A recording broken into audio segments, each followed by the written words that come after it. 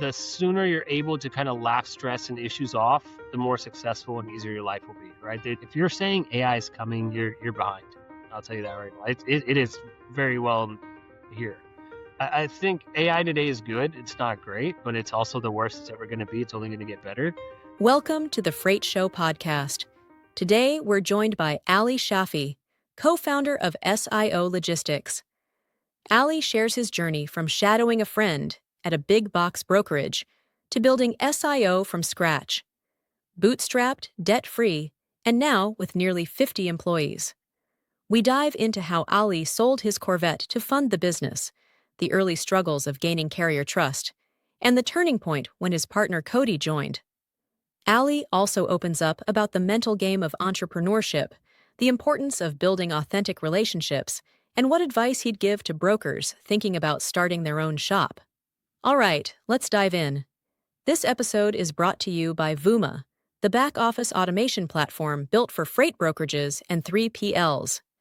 From AI-powered document handling to streamlined workflows, Vooma helps logistics teams scale smarter. Learn more at vooma.com. Welcome to another episode of The Freight Show. We've got my friend Ali Shafi here from SIO Logistics. Ali, how you doing? It's another day in paradise, living the dream. How are you?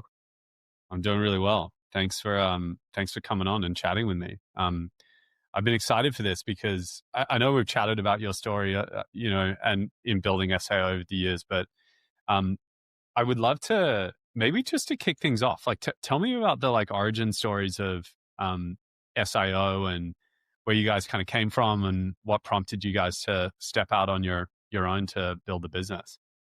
Yeah, I graduated college back in 2013. Shadowed a buddy of mine who worked at a big box brokerage and fell in love with it instantly. After my first shadow, I knew I wanted to do it. I just lived for negotiation. I didn't even know brokerage was a thing. I was just intrigued, really wanted to get into it, and just dove right in. Worked at that big box brokerage for about 3 years. Learned a lot and just saw gaps and knew at heart I always wanted to do my own thing and took the plunge, and here we are about 8.5 years later. That's so great. And this was with Cody, correct? You guys started the business together? Yeah, so Cody and I linked up about 2.5, 3 years after I had started this. So I was Okay, got it. solo for a while. Oh, wow. He was still working there. I got wind that he had left, and we had talked a little bit, and we linked up in 2020 and got together, and we still talk about back then in 2020 how fun it was when it was just us two. Now we've got near 50 employees, so you kind of lose some of that, startup vibe and startup feeling. And he was in a different city, I was in a different city, and we were both sitting in co-working areas and just challenging each other remotely. This was before the whole COVID ordeal and everything became Zoom wasn't like the norm back then. But we built up our own individual books and challenged each other, and eventually we were able to scale it and start hiring other people. And one thing that I'm really proud of is that we've been able to bootstrap this whole thing. So we haven't ever Wow. had to raise money or take on any debt, and we've just been really blessed and grateful for what we've built. I've got some questions I want to ask about how you guys managed to achieve that, because that's not a small feat. Ali, I'm always curious, speaking to other entrepreneurs, what kind of gave you the itch? You said that you've wanted to step out on your own for a while. What do you think that is? Where does that come from? Man, I think it's just something I was born with. I've always been that guy who's never been able to just sit in a classroom. I'm always looking outside and be like, I want to go out there and figure something out. Mm. Ever since I was a teenager, I've been doing some sort of little side hustle throughout college. I always had something going on to make my money, and I never wanted to do the traditional, 9 to 5 for the rest of my life necessarily. But even growing up, when everybody had jobs in high school, um, my first job was a busser at a restaurant. I really enjoyed it. It was fun. I was working with some of my friends, but outgrew it after a year and a half. I was like, yeah, I'm bored, right? So I found a supplier in China for little LED lights, and I would buy those and sell them online on car forums and stuff like that. And that's how I kind of made my pocket money throughout high school and part of college. That's awesome. Um, how did you how did you manage to start the business with no like, because there is this dynamic in brokerage, right, where the working capital can kind of be tough, especially as you're growing. So like, maybe like help to spell that issue out, and like, why is it so impressive to be able to like build this without outside capital, and how did you guys manage to do that? Yeah, it's not easy at all. Right, starting a brokerage the first year and a half, it's pretty tough, right? Because you're not going to be able to get approved from manufacturing companies. You've got to Mm, sometimes prepay, most of the time prepay some of these carriers. mm, You're going to get scammed. You're going to have issues. Things like that do come up. And the way I was able to do it is when I was at TQL. I had bought my dream car. It was a Corvette Z06, and I sold it. I remember till this day I sold for $36,000, and that was my wow. startup money. So after COVID, those things kind of shut up because I've always wanted to kind of get back into it, but they're like Yeah. 45, $50,000 these days. Like, I don't know, I don't know if I want to fork that out for such an old car. But that's where my working capital came from. When things got kind of tight, I moved in with my parents. That was also kind of a blessing. My dad really pushed me, and there's a point where I was like, I don't know if this is going to work out. I don't know if this is going to work out. And my dad really pushed me and was like, you need to stick to it. And Wow. sure enough, Cody came along like a few months later. So it was off to the races. Once Cody came on board, I just really needed him. I needed a partner doing it. Solo was really, really tough mentally. So I'm glad everything kind of just fell in line. Yeah, building a business without a co-founder or somebody in the trenches with you is like really challenging. What was it about your relationship with Cody? Because it's also like requires quite a lot of like confidence and trust, I think, to be able to like step out and build a business with someone. How did you know that like there was a good fit between you and Cody? And what do you guys kind of what's the yin and yang that you like both bring to the table? Yeah, it took us a while to figure it out, but we've got it pretty dialed in now. But the most important thing is trust. It's more than a partnership; it was a marriage, right? It still is. You spend more time with your business associates than you do with your own spouse sometimes. The thing with Cody and I is like we fully trust each other. If we say we're going to do something, we're going to do it, and we stick to our word. We never have to worry about that. Um, as time went on and we started learning more about the business and learning more about each other, we kind of figured out our yin and yang, right? So I did really well from a bird's eye view. Mm, You can't have me down the grass blades, but Cody's good down there. So we kind of figured that mm, out. It's like when I look at things, I'm looking at it a year, 2 years, 3 years ahead. Whereas Cody is like, hey man, like we need to do something, and you leave him alone, and he'll run through a brick wall until he gets it done. mm. But today, the way we have it kind of split up is I'm managing everything operations back end, and he's in charge of our sales force. Ali, I'm sure there's a lot of folk today that are like have the entrepreneurial, maybe they're working in a broker, they want to like step out on their own.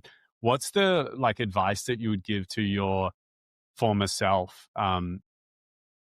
And like, what mistakes do you think you made, and what do you think you got right in like making that transition? Yeah, good question. If I could go back and talk to myself, I was pretty good about making relationships and maintaining them. Mm, I would do that. I would do that more and maintain more relationships and not care who that person is at the time, right? It's very easy for us as humans to want to become buddy buddy with somebody who we think might be able to benefit us and maybe not give other people the time of day. It mm, sounds prejudiced, but it shouldn't be. But I wish I would have done a better job of just maintaining solid relationships with everybody who was remotely close or in my circle. mm. Because at the end of the day, it's all about who you know, right? There's so many relationships that open doors, and they do a lot better than anything else Yeah, that's interesting. And has that been powerful from like a customer perspective or a hiring perspective, or where has that been everywhere. like most impactful? Yeah, Yeah. that's what I mean is like just like every aspect of business, whether it's Mm, customers, it's coworkers, finding talent, and just getting referrals from people. mm. It's all linked to just being able to have a relationship and knowing somebody who knows somebody at the end of the day.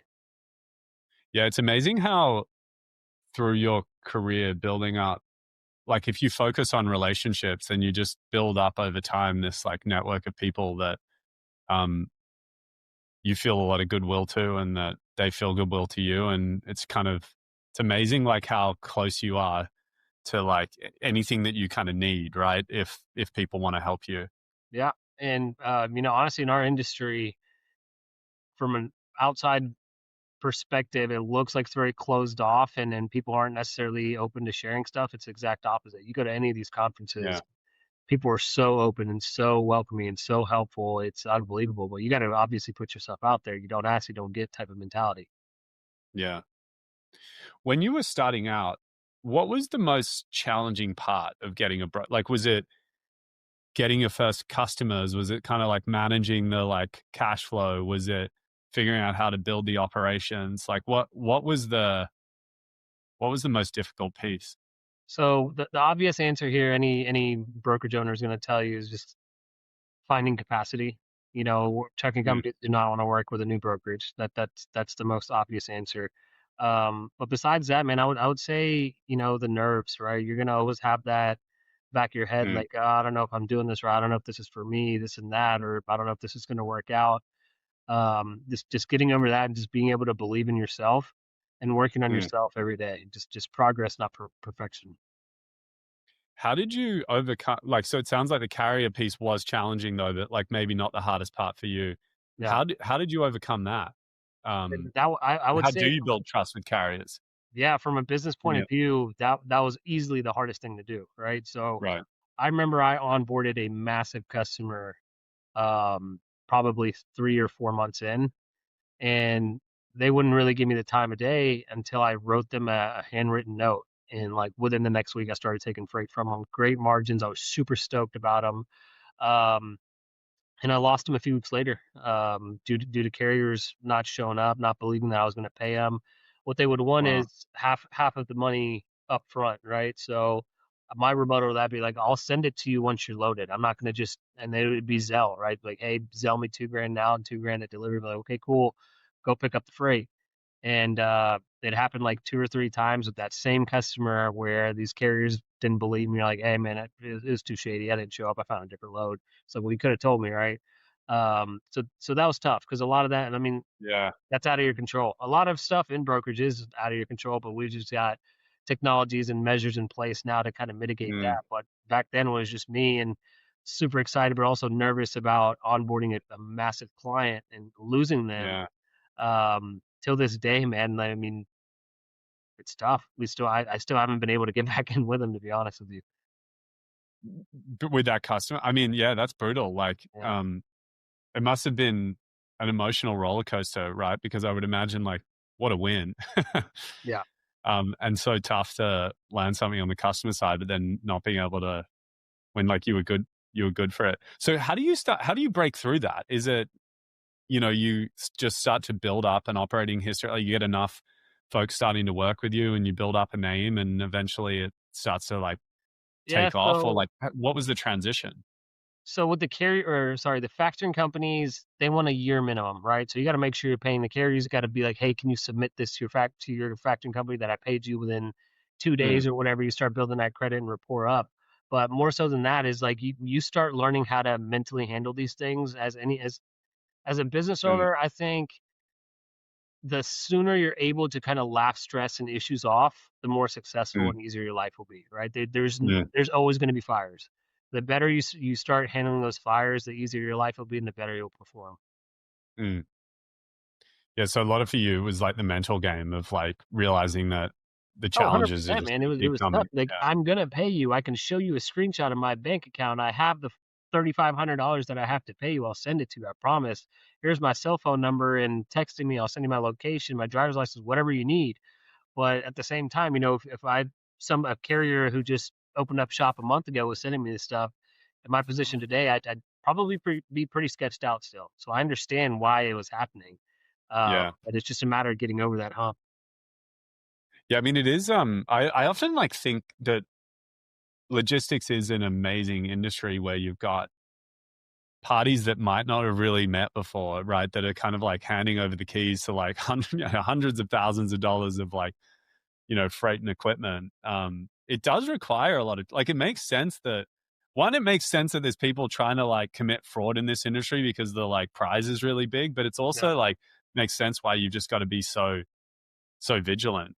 Oh yeah. as well. And so, what were the big milestones for you guys as you started to scale the business? Like, it sounds like you were kind of there was like early stage fetal position in the bed, and then like how did it like start to evolve from there? When did it start to you know Yeah. pick up steam? Man, so again, it really picked up when Cody and I got together, right? Because then we were Yeah. challenging each other, and then we were able to hire our first employee, which was amazing. We're like, dude, we've got an employee now. Then there's three of us and four of us, and eventually we got our little co-working office. Then we got a real office, and it just kind of snowballed from there. We hit it. We hit our first million, which was in sales, which was amazing and like a huge accomplishment for us, and really Mm, gave us hope for the light at the end of the tunnel. And then just grew from there, man. And on it, like thinking back at it, it happened so quick. yeah. But staying true to our word and staying true to our values really paid off for us. One of the what has been the like culture that you guys are trying to build? And you both obviously sort of came from another brokerage. Like, what are the elements of that you have tried to like retain and bring over, and what are the things that you guys have tried to change and evolve? I think the biggest thing that we do right is Cody and myself consider ourselves to be working for our employees, not the other way around. We can't even think Mm, about success until we make sure they're successful. And mm, always taking our feedback super serious, right? mm, We will choose our culture over money any day. We get mm, applicants all the time who will hit the ground running, start bringing in revenue, but we know they're not a culture fit. So we're mm, very picky about who we bring in, and mm, we stay pretty humble with um, our financial situation too. We put everything back into the business, and mm. we're in it for the long run. Yeah. Tell me a little bit more about the like the managing of the finances. So like you guys have chosen not to raise outside capital. Like why make that decision? Why not try to, take on debt or raise equity or do something like how have you sort of thought about that decision? Yeah, kind of brings me back to a question you asked earlier about why entrepreneurship, right? Um, Mm, Big family guy, right? So freedom's a big thing for me, mm, and we don't necessarily keep that within the C-level positions at our company. If I mm, want to go out and go on a 2-week vacation with my family, I should be able to do that regardless if I'm the CEO founder or if I just started working at SIO Logistics 2 weeks ago. So till this mm, day, we maintain a no questions asked, unlimited PTO policy. We want mm, everyone here to have a great work-life balance. If you need time off, you just submit it a week in advance. There's no questions asked. Go out and do your thing, live your life. There's more to life than just making money, right? So, mm. um, I don't want to go down this rabbit hole, but I'll give you kind of an example of, I don't want to look back and be like, hey, I worked till I was 60, 65. I made all this money, and now I'm going to spend the next 15, maybe 20 years just fixing my health issues, right? There's more to life, and I think everyone deserves to go out there and enjoy it. Enjoy, things that you enjoy. You have fun with your family, your friends, whatever Mm. you like doing. There's more to life than just work. Yeah. Yeah, you don't want to be richest guy in the cemetery, right? Like dying Yeah, alone. not taking it with me. Yeah, yeah. Um so you had like a finance background, is that right? I did not. I had a No, no. I was a communications major in college. communications major. Yeah, And did you spent time in brokerage. Were you what other like were you in any other industries prior to that? yeah. Before that, I was in real estate, so I was doing leasing at a student housing complex when I was in college. Nice. Yeah. Um any like lessons that you have like brought from like other parts of your earlier parts of your life and like kind of entrepreneurship that you've taken through to your time at SIO? Buy low, sell high. Pretty simple, right? So, yeah. I mean, as far as going back to your question about finances, man, we were just pouring everything we can back in the business for the first couple of years. Cody and Yeah. I got together. I'm pretty sure we were both making below minimum wage. Wow. Yeah. So we till this day, man, like we're very um, careful with business funds, and we always look to invest back in the business, and we were looking forward to kind of this down market because this is when we expand. And that's exactly Right. what we've done this year. We've hired more this year than we have in any other year. Why were you looking forward to the down market? Uh, this was like one of the areas that I was curious to like is how have you guys been kind of like treating the market, and why does this represent an opportunity for you to like hire and invest? So I think it's Warren Buffett who said it is, be fearful when others are greedy and be greedy when others are fearful. That Yeah. mentality, right? So because we don't have obligations, we don't have anybody breathing down our necks, we've been able to position ourselves in a way to capitalize on a down market, bring in better talent, bring in better Mm. technology, and be ready for the upswing. Yeah, and you guys, I think it makes a lot of sense, but you got to be in like the financial position to be able to do it. And I guess that's part of the like value of like being prudent, right? Is that you're in a position where you can kind of control your own destiny, whatever the market cycle is. Right. Yeah. And we're padding away just waiting for it, to be honest with you. You've when the market was hot. Yeah, yeah. I mean, everyone was mass hiring, right? And I was like, hey, I think we should take a step back. We're doing good. Mm, We've seen incredible growth throughout. We're seeing good growth this year as well. But when the market was hot and everyone was out there just mass hiring and mm, just announcing it left and right, sometimes it gets to you. It's like, hey, so and so's doing this. I'm like, dude, it's fine. Dude, we're good. Look at our numbers. Let's just water our grass and worry about that. Not look left or right. Stay in mm. our lane. So that's kind of what has positioned us to be in the spot we're in today, and it just paid off. I'm not saying we're geniuses. We just kind of had the right thinking.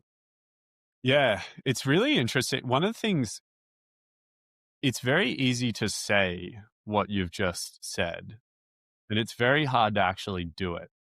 Is what I find. I mean, there's a lot of like investing that's kind of like this as well, where it's like the animal spirits is maybe the like most challenging part. And maybe this kind of comes back to what you were saying at the beginning of like the most important thing in your entrepreneurial journey is like the mental game. Like what has allowed you to have that sort of clarity and not really be thinking in a FOMO way? Because that's actually quite hard for a lot of people. Yeah. And I think it's a lot of it is probably my competitive nature. Mm, I consider entrepreneurship almost like a sport. It's a mm, competition against yourself, right? So if me and Cody have talked about it, or I've thought about it. Hey, we're gonna do this, and then once the squirrels out there, kind of like, oh, this, and you have other ideas. Just being able to revert back to your initial thought, stick to your game plan, and trust your gut. mm. Good on you guys. Ali, as you like run the business today, what are the metrics that you're looking at? Like, what do you think? Like, what do you think of the sort of the top five? Like, what's in the menu of stuff that you're like keeping an eye on to make sure that things are moving in the right direction? Yeah. So mainly in operations these days, I mean, this whole year has really been focused on AI and making sure that we're not Mm, doing repetitive tasks. There's people out there, I hear it all the time, is like, oh, AI is coming, this and that. I was like, if you're saying AI is coming, you're behind. I'll tell you that right now. It is very well here. And so just making sure that we're doing the right thing and providing our team with the right technologies to progress and keep up with all the technology that is coming into our space right now. mm, That's my main focus throughout the year. I've worked with my operations managers, Reed and Scott, who are responsible for the KPIs for um, every one of our operations reps and the day in and day out. And then we're focused. I'm focused on the bigger picture of just making sure that we're providing the tools to make sure everyone's successful. So again, I can't think about success unless my team's successful. yeah, yeah. Tell me a little bit about how you see the brokerage evolving in the future. How does AI play a role in that? How does technology play a role in that? What do you want your people focused on? What do you want the software focused on? How is that going to come together for you? Yeah. I think the phrase "I'm checking" is going to be completely removed from the brokerage space, right? So somebody calls in and says, "Hey, what's your MC?" Okay, let me check, right? Hey, Mm, What would you quote on this? Let me check and get back to you. All that stuff's done with. Now it's just instant, instant, instant, and it needs to be. Everything's Mm. moving at such a rapid pace that, I used to use this example a few years ago. I think it's still very valid today. Is you order a frying pan off Amazon, when it's 4 doors down. Do you Right. care? No, but you get a little notification, 4 doors down. Yeah, cool, nice to know. Um, so your customers should be getting notifications like that when it's their $400,000 shipment down the road, right? So just making sure that we're providing the best service possible, not only internally but externally to our customers as well.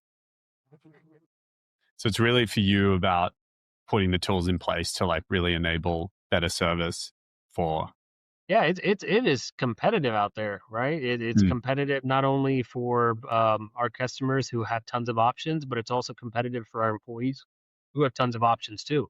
So we're fighting on both fronts. Like I want to make sure my employees have the best of the best, the newest of the newest stuff out there, and in turn be able to provide that to our customers as well. Yeah. Um, as you look across the workflow today, what are the biggest like areas of opportunity that you see for like AI to play a role? And what do you think is going to have the most impact? I think you've got a pretty good idea of that, and you guys are doing a phenomenal job of it. I feel like I go to the Buma's website every like couple months on accident, or so something happens. I'm just like, oh, let me just go to the website for some reason. There's a new tool on there. I'm like, that would be phenomenal. And we're setting up a call the next week and getting demos and getting it integrated within our system. Um, but to answer your question, I think, AI today is good. It's not great, but it's also the Yes. worst it's ever going to be. It's only going to get better. Mm, So probably just a little bit more time for tools to work exactly how they should work and seamlessly. mm. And I think most gaps have been plugged, at least on the operation side. I can't necessarily think of anything that Vuma specifically is not doing. Um, and we're excited about it. How do you think you guys are?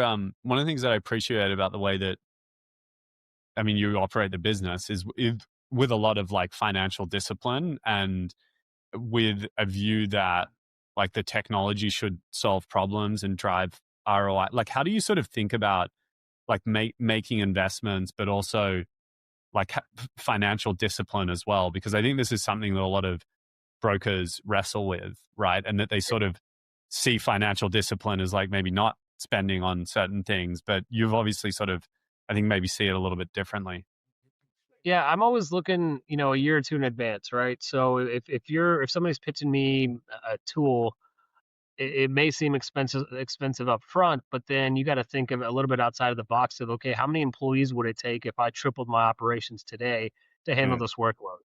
And how much would it cost for me to bring on this tool that's going to do 80, 90% of that? That's mm. how I figure out if there is any ROI. Yeah, so it's thinking about like putting the infrastructure in place to be able to enable you to scale Yeah, and having like a long enough time horizon for some of these as well to like let the ROI play out. exactly. You can't look at technology investments in today's world right away. You're not ready to get there. Change management is one of the toughest things to do, and especially with employees at a freight brokerage. They most of them don't like change, but that's what takes time. And then obviously the technology adapting to how you want the workflow to go, it takes time, right? So you bring on a new partner, you got to give it about a year before you decide yes or no. Yeah, one of the things that I see as like one of the separators between like brokers is like how good they are about absorbing technology and like working through them, because no implementation is ever seamless. And you guys have a great philosophy around that. It makes you like a really good like partner. Where does but not everyone sort of like starts there, or like how did you like come to like realize that? Was that like born of experience, or like where does that philosophy come from for you? We're really adamant about always demoing. We're always, like, if we see anything new, whether we need it or not, we're always demoing stuff just so we know what's out there. And Mm, eventually, as we do our quarterly reviews or check-ins and stuff like that, we're like, hey, we could use help here. We could do this. We know that technology's out there. And when we're bringing in new partners and working with people, I'm this better than more than anybody else is like I don't want to just be a customer to you. mm, I want to provide feedback to you so your company gets better, and in return we get a better product and we work together. And then I think one of the most important questions to ask any technology partner is like, what is the who or is the best customer that you've had with the best success rate, and what did they do right versus the mm, ones that don't see success?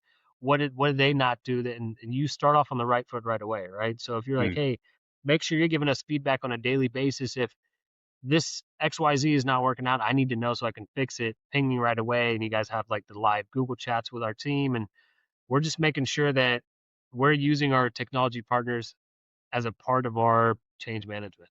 I think that's very important. yeah. Ali, um, you mentioned, like, do you think about market cycles, or do you try to think about building the business to be kind of resilient to market cycles? Like, how much does the kind of the up and down play into your frame? And are you trying to time those sorts of things? Or are you sort of thinking about being like more counter cyclical, or like, I don't know, it's almost like, yeah, like what advice do you have for like other like, brokerage entrepreneurs out there about like how to think about the market cycles? Man, we try not to get it too involved with outside noise now. Mm, I know the market cycle and that whole thing, but nobody's predicted what's going on today, right? So you got to be resilient. You got to have thick skin, and you got to know what your company can handle, and have a runway, right? So if you're going to get into some risky stuff, you better have a good runway so it doesn't affect you or your team. And so we don't necessarily follow the market cycle, but at the end of the day, when it's a tight market is when we thrive. We want a tight market so we can go out there and grab those customers, and mm, service them. But no, I don't think we necessarily try to go after market cycles and time them a little bit. When the job market's a little bit tighter, people are struggling, and that's again the time to capitalize. So I think on like a micro scale would do a little bit, just but not. I don't think we let it affect our business in the day to day at all. yeah. Yeah.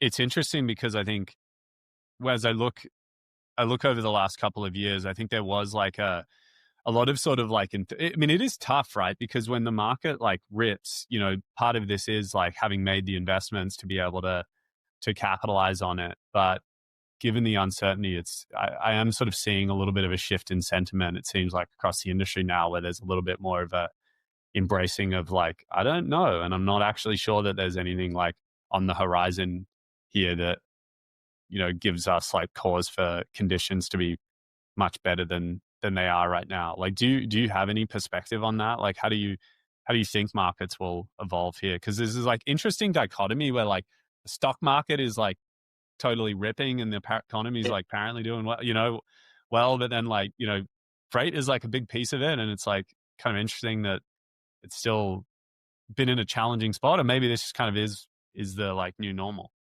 yeah. I'm no economist, but I think there's still some rough roads ahead. Mm, The stock market stuff and real estate and all that. I don't know how it's doing it. I don't know if it's artificially inflated. Um, but I do think that there's probably a little bit more turmoil up ahead, and then we start ripping on the free market too. At least that's the hope. yeah. Ali, how do you think about if you're like a new broker? I mean, you guys have obviously like come so far, but um, how do you think about like which customers to focus on? Like, do you think about like, is there an ideal customer for you? How do you sort of segment the universe? Like, how do you think about like focusing on the go to market side? Yeah, no. So for the longest time, we were very, very focused on the 20 to $50 million customer, right? That was Hmm. our ideal customer, the guys who were moving like 40, 50 loads a week. We can get 10, 15, 20 of them at a good margin, build that relationship up. That has been our bread and butter for the longest time, including even to today. That's majority of our customers. Hmm. But as getting past that $50 million mark, you're going to need some of these enterprise shippers to do it, right? So Mm, we changed up our business model last year a little bit from completely cradle to grave, and now mm, we're a hybrid of cradle to grave and the split model. We kind of came up with our own thing, mm, and the whole reason for that is because we wanted to start servicing some of these high volume enterprise shippers. So I mean that's probably 10-15% of our volume, and the rest, our bread and butter, is still that I'd say 20 to $100 million mark at this point. But initially, we would go after the smaller guys. mm, 'Cause it's a lot easier for you to be a human, not a number, on an email blast with some of the smaller mm. companies. What are the trade-offs that you see between the like cradle to grave model and the enterprise model? Like, what are the strengths and weaknesses of each of them? Um, so when I brokered, I was cradle to grave. So that's all. I've never directly worked in the split model, but the whole idea behind it was to service more. Mm, You know, put the hunter in the hunting role and put the farmer in the farmer role. mm, And hindsight 2020. But now that I look at it, we just got lucky with timing because we didn't have access to tools like Booma when we were making this decision. mm, So now just having that, I think the split model works really well because you can get so much out of an operational rep, especially with all the technologies that's out there today.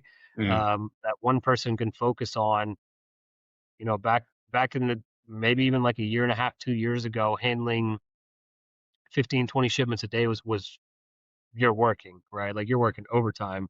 mm, Now, you're not building your own loads. You're not even taking the call-ins. You're not scheduling your appointments. mm, So you can handle a lot more workload on the operational side, and sales guys are still there selling.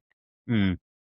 What do you think? So, like, what other what do you think it's going to be able to possible to do from a like load to person ratio? Like, over the next few years, like, what do you see as like the ceiling there in terms of like how many loads somebody Yeah. could manage? So I was sitting with a founder of a tech company who's pretty big in our space, and he said that their customers are handling 100 per day. I said if we can get to 50 per day in the next like year and a half, I'd be ecstatic. So, we're not there yet, but I do think 40 to 50 per day per an operational sales rep will be realistic in the near future. Yeah, it's pretty amazing, isn't it? The Yeah. the uh the shifts. Do you think at all about like um the the future of like brokerage and how technology might impact the industry, and what's your perspective on it? Like are there any like what do you see as like the big opportunities for brokerage, and what do you think are the like what are the things that like keep you up at night? Yeah. Comes back to kind of my point earlier. Is like, those guys who are talking about AI is coming, you're far behind. Mm, So what keeps me up at night, and I think part of why, what I mentioned earlier about we're very adamant about making sure we know what's out there, what software's out there, what technology's out there. We just want to make sure that we're keeping up, if not staying ahead. mm, Um, it's tough for me to predict what's going to happen in the industry, right? But I think if we're doing our best and we're keeping up with technology and providing the top tier service, we'll be just fine. I think so. Ali, to wrap it up, I'm curious, like, what have been the big surprises of your like entrepreneurial career? Like, what are the things that you sort of like didn't expect about the journey that you've come to realize? How quick it happens. Mm, I started off the calls like, man, I remember it was just Cody and I in 5, 6 years ago, and if I think back at it, it feels like it was yesterday. And now we're running a proper organization with 50 employees and doing tens of millions of dollars per year. It happens quick. I would say, enjoy the ride up. That is the most fun part. It's still fun now, right? But I'm just that like hustle when you're down in the trenches. mm. As a true salesman, you always want that knack. You always want to fulfill that. Yeah, you get like a little bit further and further from the like coal face, when you're Yeah, running a business of your size. It's like a rewarding, but it's like a different reward. There's something beautiful about those early days. yeah. Amazing, Ali. Well, thanks so much. It's been really cool getting to hear the full story of your business and your outlook on things, and really appreciate the conversation. The pleasure's all mine, man.